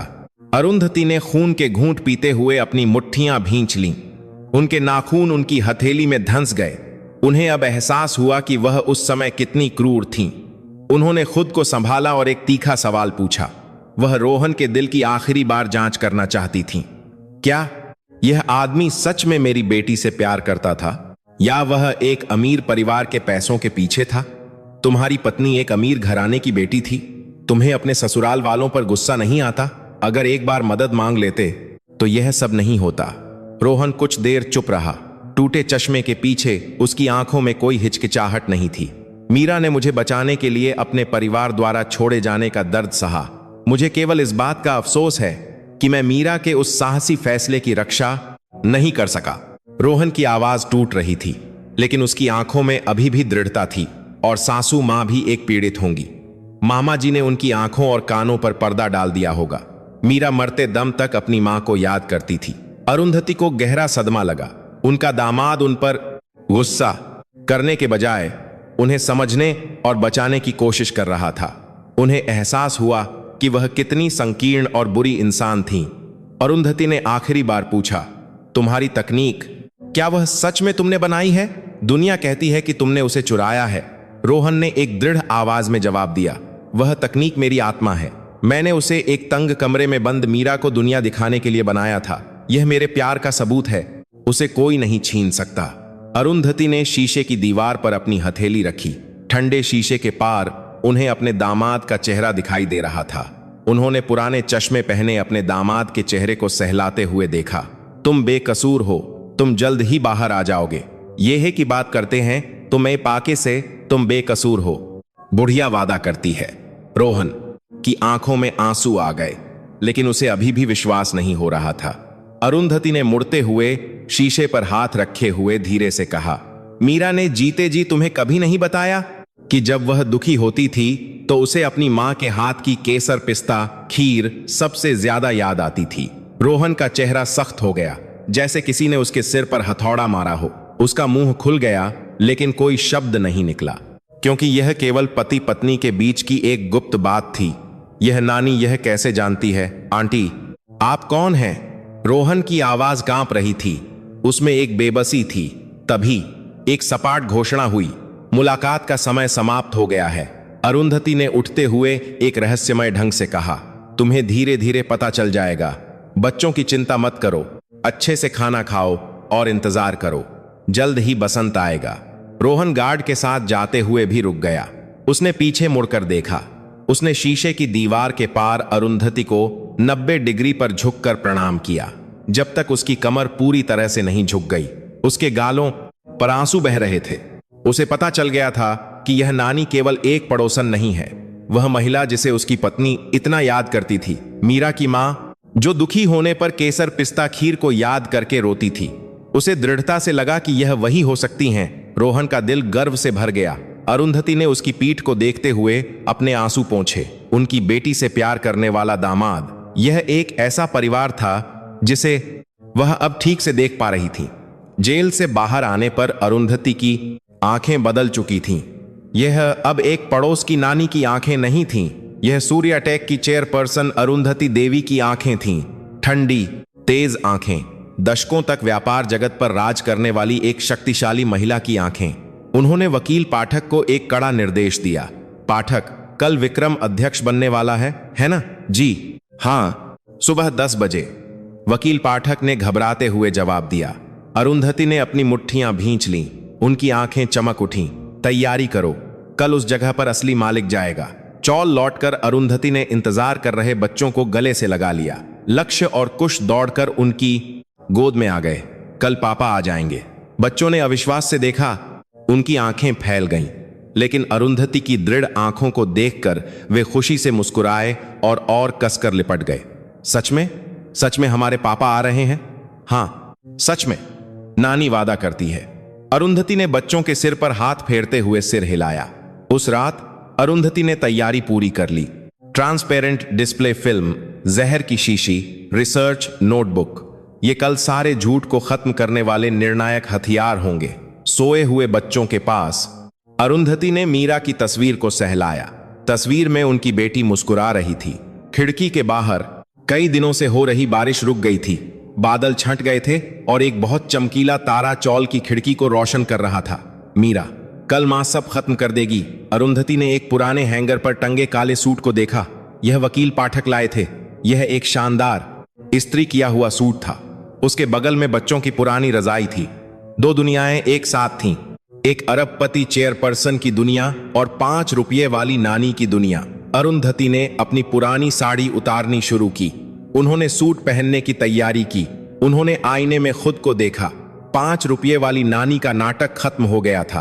अब केवल चेयरपर्सन अरुंधति देवी की शानदार और दर्दनाक वापसी बाकी थी। कल दुनिया बदलने वाली थी। सूर्याटेक मुख्यालय का कॉन्फ्रेंस हॉल, एक आपातकालीन बोर्ड बैठक हो रही थी। ऊंची छत पर झूमर चमक रहे थे और लंबी मेज पर चमड़े की कुर्सियां थीं। हॉल के सामने अरुंधति की एक तस्वीर रखी थी। काले रिबन वाले फ्रेम में अरुंधति मुस्कुरा रही थीं। उसके नीचे सफेद गुलदाउदी के फूल थे। माहौल गंभीर था। कोई कुछ नहीं बोल रहा था। विक्रम ने काली टाई पहनी थी और मंच पर चढ़ा। उसने एक दुखी चेहरा बनाते हुए माइक पकड़ा। उसकी आंखों में लाली थी। अचानक हुए इस हादसे से अपनी बहन को खोने का दुख बहुत बड़ा है। विक्रम ने अपनी आंखें पोंछते हुए कहा, लेकिन कंपनी रुक नहीं सकती, इसीलिए मैं उनकी इच्छा को पूरा करते हुए अध्यक्ष का पद संभालूंगा। बोर्ड के सदस्यों ने सिर हिलाया। उन्होंने मान लिया था कि अब कुछ नहीं हो सकता। विक्रम ने आंसू पोंछने का नाटक करते हुए अपना असली रंग दिखाया। उसके होठों के कोने थोड़े ऊपर उठ गए। तो अध्यक्ष पद के लिए वोटिंग शुरू करते हैं। बोर्ड के सदस्य एक दूसरे को देखते हुए हाथ उठाने लगे। 1 2 हाथ उठने लगे। तभी एक गड़गड़ाहट के साथ बंद कॉन्फ्रेंस हॉल का दरवाजा खुल गया। मुझे आपत्ति है, एक तेज आवाज हॉल में गूंजी। सुरक्षा गार्ड तुरंत हरकत में आए और फिर वहीं जम गए। काले सूट में अरुंधति धीरे धीरे अंदर आई। किसकी इजाजत से वोटिंग हो रही है? विक्रम का चेहरा सफेद पड़ गया, जैसे उसने कोई भूत देख लिया हो। दीदी। सभी बोर्ड सदस्य खड़े हो गए। वे अपना मुंह बंद नहीं कर पा रहे थे। जिस चेयरपर्सन को वे मरा हुआ समझ रहे थे, वह जिंदा लौट आई थी। अरुंधति मंच की ओर बढ़ी। उन्होंने विक्रम को धकेला और माइक पकड़ लिया। वह लड़खड़ाते हुए पीछे हट गया। अरुंधति ने विक्रम को ठंडी नजरों से देखते हुए कहा, मेरा अंतिम संस्कार कब होगा, यह मैं तय करूंगी, विक्रम सिंह। हॉल में सन्नाटा छा गया। सांस लेने की आवाज भी नहीं आ रही थी। अरुंधति ने अपनी जेब से कुछ निकाला। यह एक पुराना गंदा 5 रुपये का सिक्का था। वही सिक्का जो लक्ष्य ने पुलिस स्टेशन के सामने रोते हुए दिया था। अरुंधति ने सिक्का मंच पर फेंक दिया। छन। शांत हॉल में एक साफ तेज धातु की आवाज गूंजी। सिक्का मेज पर घूमता रहा और फिर अरुंधति की उंगली के पास रुक गया। मैं आज चेयरपर्सन के तौर पर नहीं आई हूं। अरुंधति की आवाज हॉल में गूंजी। बोर्ड के सदस्यों ने अपनी सांसें रोक लीं। मैं श्री रोहन शर्मा के 2 बच्चों से 500 रुपये की अग्रिम राशि लेकर उनके वकील के तौर पर आई हूं। बोर्ड के सदस्य हैरान रह गए। उन्हें समझ नहीं आ रहा था कि क्या हो रहा है। अरुंधति ने वकील पाठक को इशारा किया।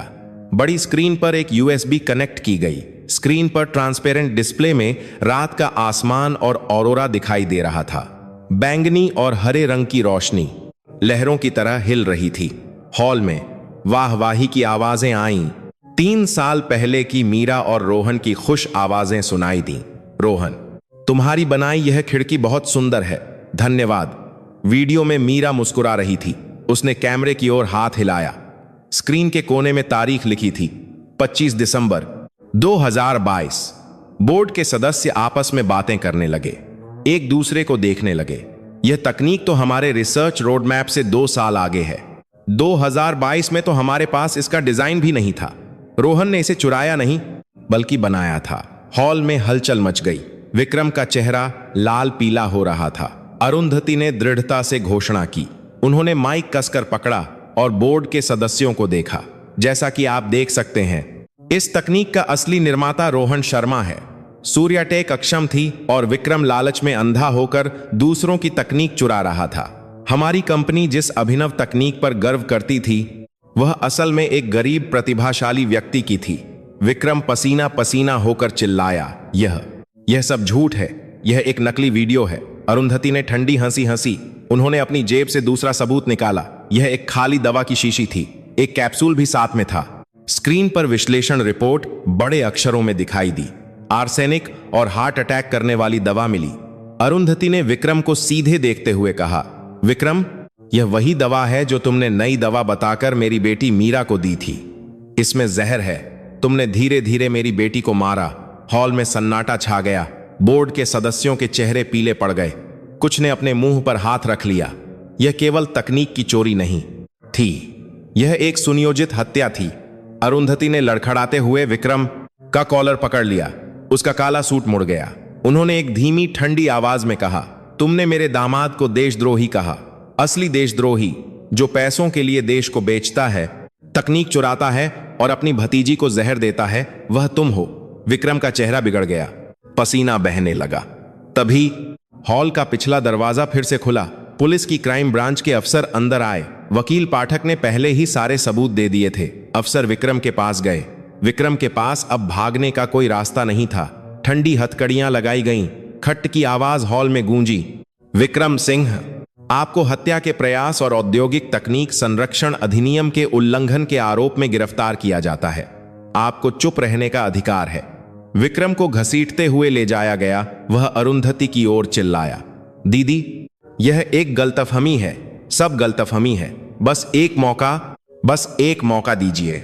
अरुंधति ने एक बार भी उसकी ओर नहीं देखा। वह अपनी तस्वीर के सामने खड़ी होकर ठंडे स्वर में बोली, जेल में अपने पापों का प्रायश्चित करो। उतने ही समय के लिए जितना मेरी बेटी ने सहा।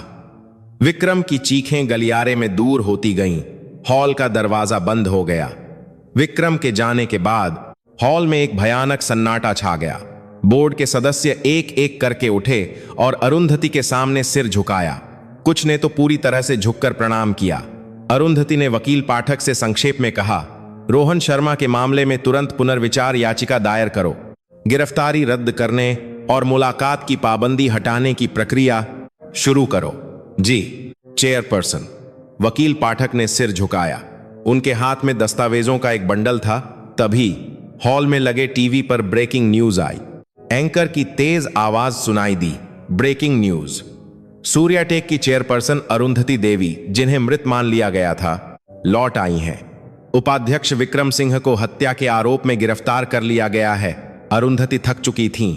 वह कई दिनों से ठीक से सोई नहीं थीं, लेकिन उन्हें ऐसा लग रहा था जैसे 10 साल का बोझ उतर गया हो और वह हल्के मन से हॉल से बाहर निकलीं। मंच पर पड़ा 5 रुपये का सिक्का एक विजय पदक की तरह चमक रहा था। अरुंधति ने उसे चुपचाप उठाकर अपनी जेब में रख लिया। लॉबी में एक शानदार सेडान कार इंतजार कर रही थी। घर चलो, मुझे अपने परिवार से मिलना है। कार चल पड़ी। अरुंधति ने खिड़की से आती धूप को महसूस करते हुए मुस्कुराया। कई दिनों की बारिश के बाद आसमान साफ था। अब दामाद को लेकर बच्चों के पास अपने असली घर लौटने का समय था। कुछ दिनों बाद मुंबई सेंट्रल जेल के मुख्य द्वार पर अरुंधति कांपते हुए दिल से लोहे के दरवाजे को देख रही थीं। बसंत की हवा चल रही थी। कुछ दिन पहले तक जमी हुई बर्फ पिघल चुकी थी। उनके बगल में अरुंधति द्वारा खरीदे गए साफ सुथरे कपड़े पहने लक्ष्य और कुश खड़े थे। बच्चों के हाथ में पीले फूलों का एक गुलदस्ता था और वे बेचैनी से पैर पटक रहे थे। नानी, पापा कब आएंगे? लक्ष्य ने अधीरता से कहा। कुश भी गर्दन लंबी करके दरवाजे की ओर देख रहा था। अरुंधति ने बच्चों के कपड़े ठीक करते हुए उन्हें शांत किया। बस आने वाले हैं, शांत होकर इंतजार करो। लेकिन अरुंधति के हाथ ज्यादा कांप रहे थे। चर्र। भारी लोहे का दरवाजा खुला। बेगुनाह साबित होकर रिहा हुआ रोहन धीरे धीरे बाहर आया। धूप की चमक से वह कुछ देर रुका। उसने दूर खड़े छोटे बच्चों को देखा। पापा! बच्चे गुलदस्ता फेंककर चिल्लाते हुए दौड़े। रोहन घुटनों के बल बैठ गया और बच्चों को कसकर गले से लगा लिया। उसने उनके छोटे शरीरों को कसकर पकड़ लिया। उसने बच्चों के बालों की खुशबू ली। वे जिंदा हैं, मेरे बच्चे जिंदा हैं। मेरे बच्चों, माफ कर दो। पापा को देर हो गई, माफ कर दो। रोहन के पुराने चश्मे के पार से गर्म आंसू बहने लगे। लक्ष्य और कुश भी अपने पापा के गले लगकर रो रहे थे। पापा, हम आपको बहुत याद करते थे। पापा, आपने हमें छोड़ा तो नहीं? माफ कर दो, पापा को माफ कर दो। कभी नहीं छोड़ूंगा, कभी नहीं। रोहन ने बच्चों के सिर पर बारी बारी से हाथ फेरा। उसके आंसू नहीं रुक रहे थे। बच्चों को गले लगाने के बाद रोहन ने सिर उठाया। वहां जेल के मुलाकात कक्ष में दिखी पड़ोस की नानी एक सौम्य मुस्कान के साथ खड़ी थीं। उन्होंने काले सूट की जगह आरामदायक कपड़े पहने थे, लेकिन वह वही थीं। लक्ष्य खुशी से चिल्लाया, पापा, यह हमारी नानी है, नकली नानी नहीं, हमारी असली नानी। यह सुनते ही रोहन के दिमाग में पिछली मुलाकात की यादें ताजा हो गईं। उस समय महसूस हुई तीव्र भावना अब एक विश्वास में बदल गई थी। तो मेरा शक सही था। रोहन की आवाज कांप रही थी। जब आपने उस खीर की बात की थी, तभी से मुझे शक था। आप सच में सासू मां हैं। अरुंधति रोहन के पास गईं। उन्होंने अपनी जेब से एक छोटा चश्मे का केस निकाला और उन्होंने रोहन के चेहरे पर लगे टेप से लिपटे पुराने चश्मे को धीरे से उतारा। यह वही चश्मा था जिसे उन्होंने 10 साल पहले धकेल कर तोड़ दिया था। उन्होंने केस से एक नया चश्मा निकाला और रोहन को खुद पहनाया। यह सबसे अच्छे लेंस वाला चश्मा था। उन्होंने कांपती आवाज में कहा, 10 साल तक इस नालायक सांस का इंतजार करने के लिए धन्यवाद। मुझे सच में खेद है। उस समय मैंने गलती की थी। रोहन ने नए दोस्तरा किंग है चश्मे के पार से अपनी सांस की पश्चाताप भरी आंखों को देखा। दुनिया साफ हो गई थी। उसने अरुंधति के हाथों को अपने दोनों हाथों से पकड़ लिया और रोने लगा। सासू मां, मैं आपसे सच में मिलना चाहता था। आप जानती हैं, मीरा आपको कितना याद करती थी। अरुंधति ने अपने दामाद को गले से लगाया और उसकी पीठ थपथपाई। वह कुछ नहीं कह सकी। चारों लोग एक दूसरे को गले लगाकर जेल के सामने बहुत देर तक रोते रहे। यह पिछले 10 सालों के पश्चाताप को धोने वाले आंसू थे। कुछ दिनों बाद मीरा की अस्थि कलश के पास परिवार मीरा के अस्थि कलश के सामने इकट्ठा हुआ। सफेद संगमरमर की दीवार पर मीरा की तस्वीर लगी थी। यह उसके स्वस्थ दिनों की तस्वीर थी। अरुंधति की यादों में बसी उनकी बेटी की वही छवि। अरुंधति ने अपनी जेब से एक चातिक संपत्ति थी लाल पोटली निकाली। यह मोतियों का हार था जिसे उन्होंने कई रातें जागकर एक विशेषज्ञ से फिर से बनवाया था। अब डोरी फिर से जुड़ गई थी और हार चमक रहा था। अरुंधति ने शीशे का दरवाजा खोला और हार को अस्थि कलश पर रख दिया। मीरा, मां ने जो तोड़ा था उसे फिर से जोड़ दिया है। इतनी देर से करने के लिए माफ कर दो। मैंने तुम्हें हमेशा प्यार किया है मेरी बेटी। आंसू उनके गालों पर बहने लगे। रोहन ने अपनी सास के कंधे पर हाथ रखा। बच्चों ने मां की तस्वीर के सामने एक नई ड्राइंग बुक से बनाया चित्र रखा। उसमें नानी, पापा, लक्ष्य और कुश हाथ पकड़कर मुस्कुरा रहे थे। यह बिना जूते के निशान वाला एक साफ चित्र था। मां, अब हम नानी के साथ रहते हैं। हमें ठंड नहीं लगती और हम भूखे भी नहीं रहते, कुश ने हिम्मत से कहा। लक्ष्य ने भी सिर हिलाया। अस्थि कलश से निकलकर परिवार एक पार्क की ओर गया। यह वही जगह थी जहां अरुंधति और बच्चे पहली बार मिले थे और जहां वह अपनी जान देने वाली थीं। लेकिन अब यह एक पिकनिक की जगह बन गई थी जहां बसंत की धूप पड़ रही थी। अरुंधति ने सुबह से तैयार किया हुआ लंच बॉक्स निकाला। ढक्कन खोलने पर अजीब आकार के परांठे दिखाई दिए। कुछ फटे हुए थे और कुछ इतने मोटे थे कि एक बार में मुंह में नहीं जा सकते थे। अरे, यह क्या बना दिया? रोहन ने हंसते हुए एक परांठा उठाया। एक टुकड़ा खाकर उसने अपनी आंखें फैला लीं। अरे सासू मां, यह तो बहुत स्वादिष्ट है, अरुंधति ने शर्म से खांसते हुए कहा। दिखने में भले ही ऐसा हो, लेकिन सामग्री अलग है। आटा सबसे अच्छा है, घी असली है और सब्जियां ऑर्गेनिक हैं। मैं सामग्री में कोई कमी नहीं करती। बच्चों ने बड़े बड़े मुंह में परांठे खाते हुए चिल्लाया। वाह, नानी के परांठे सबसे अच्छे हैं, सच में बहुत स्वादिष्ट हैं। जीवन भर कभी खाना न बनाने वाली एक अरबपति चेयरपर्सन द्वारा बनाए गए बदसूरत लेकिन शानदार परांठे। यह किसी भी मिशेलिन स्टार वाले खाने से ज्यादा गर्म और स्वादिष्ट थे। हंसी खुशी का माहौल था। खाने के दौरान अरुंधति ने रोहन को एक विजिटिंग कार्ड दिया। सूर्याटेक फ्यूचर टेक्नोलॉजी रिसर्च सेंटर निदेशक रोहन शर्मा। सासू मां, यह तुम्हारा है। अपनी बनाई तकनीक से दुनिया को रोशन करो। मीरा जिस प्रतिभा से प्यार करती थी, उससे लोगों की जान बचाने वाली तकनीक बनाओ। रोहन ने कार्ड को अपने सीने से लगाया और दृढ़ संकल्प लिया। जी सासू मां, मैं मीरा को शर्मिंदा नहीं होने दूंगा और अपनी पूरी कोशिश करूंगा। माहौल थोड़ा गंभीर होने पर अरुंधति ने ताली बजाते हुए कहा, चलो, पारा के कर्ता के पाथा एक करती पात गंभीर। मेरे बच्चों, आज नानी का मन है। क्या चाहिए? रोबोट, वीडियो गेम, साइकिल, जो चाहो मांगो, नानी सब दिलाएगी। लक्ष्य और कुश ने एक दूसरे को देखा जैसे वे कुछ समझ गए हों। फिर उन्होंने एक साथ अपने छोटे हाथ आगे बढ़ाते हुए चिल्लाया, नानी, हमें 5 रुपये दीजिए। हमें अपना गुल्लक फिर से भरना है। अरुंधति कुछ देर के लिए हैरान रह गईं। 5 रुपये, इस शब्द से उन्हें सब कुछ याद आ गया। बारिश वाली रात, उनके कपड़ों को पकड़ते छोटे हाथ, एक मुड़ा तुड़ा सिक्का देते हुए प्लीज कहने वाले बच्चे का चेहरा, और इन बच्चों द्वारा शुरू किया गया चमत्कारी कुछ दिन। अरुंधति जल्द ही पेट पकड़कर हंसने लगी। हाँ, 5 रुपये बहुत कीमती हैं। दुनिया में सबसे कीमती चीज 5 रुपये हैं। हंसी की आवाज नदी की लहरों पर फैल गई। चारों लोग हाथ पकड़कर उठे। वे पार्क के रास्ते पर चलने लगे। लक्ष्य ने अरुंधति का दाहिना हाथ और कुश ने बायां हाथ पकड़ा और रोहन ने बच्चों के कंधे पर हाथ रखा। एक दूसरे की गर्मी महसूस हो रही थी। उनकी पीठ धीरे धीरे दूर होती गई। दिन के उजाले में भी आसमान में एक बहुत चमकीला तारा दिखाई दे रहा था। वह मीरा थी। वह अपने परिवार को देख रही थी, अपनी मां, पति और बच्चों को एक साथ चलते हुए। 5 रुपये के एक सिक्के से शुरू हुआ एक चमत्कार। अब वह एक अनमोल सच्चा परिवार बन गया था जो हमेशा साथ रहेगा। आज की कहानी को अंत तक सुनने के लिए धन्यवाद। आप यह कहानी कहां से सुन रहे हैं, कृपया कमेंट में बताएं, हम जरूर जवाब देंगे। आज भी आपका दिन खुशहाल और स्वस्थ रहे, यही हमारी कामना है। हम अगली कहानी के साथ फिर मिलेंगे। कृपया सब्सक्राइब और लाइक करें।